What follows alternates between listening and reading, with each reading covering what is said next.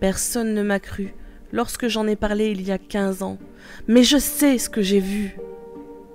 Ce jour-là, j'étais avec Joseph. Il adorait les fêtes en général et Noël en particulier. Un mois avant la veillée, il en parlait déjà. Cela ne m'étonnait guère. Je le connaissais depuis la maternelle. Et chaque année, c'était pareil. J'aimais d'ailleurs le charrier à ce propos.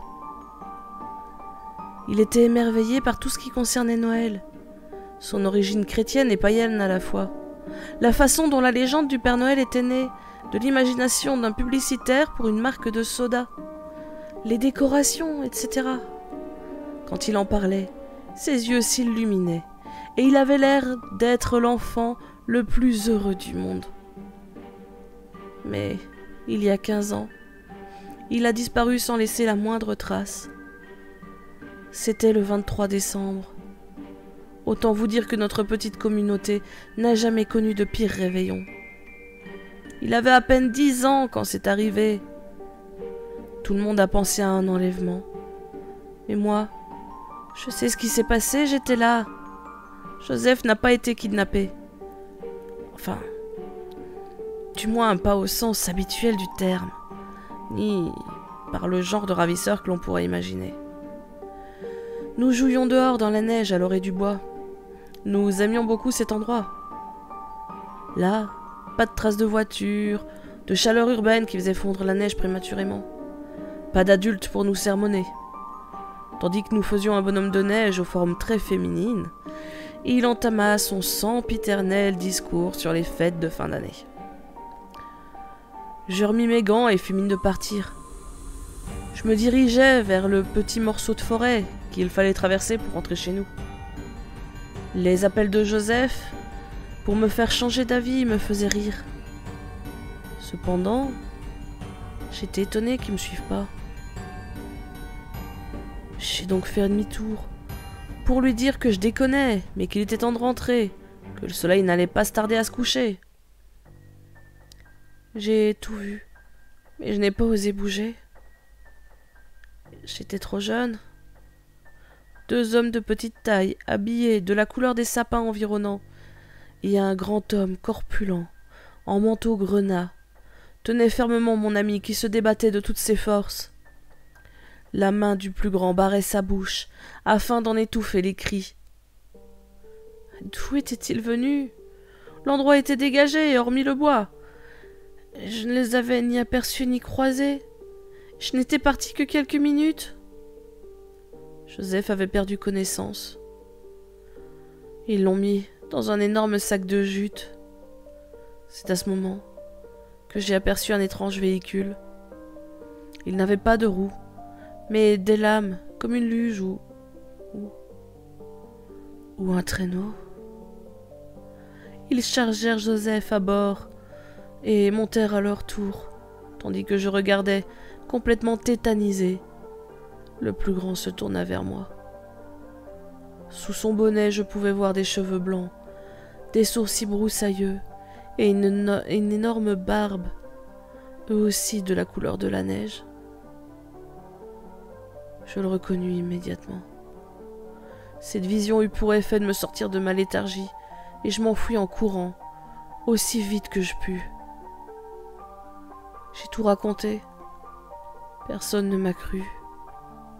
Non seulement ça, mais en plus, j'ai été interrogé de nombreuses fois par la police, en tant que dernière personne à avoir vu le disparu. Je ne me suis pas découragé et j'ai continué à clamer ce qui s'était passé. Ça m'a valu plusieurs années dans un service de psychiatrie juvénile. On a essayé de me convaincre que mon cerveau avait imaginé ça pour rendre la scène plus supportable.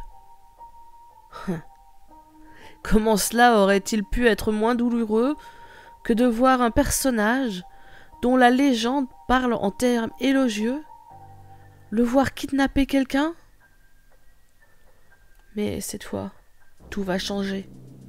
Je les ai aperçus tandis qu'ils surveillaient le petit Jensen. Je compte bien les suivre cette fois. J'ai mon smartphone chargé dans la poche.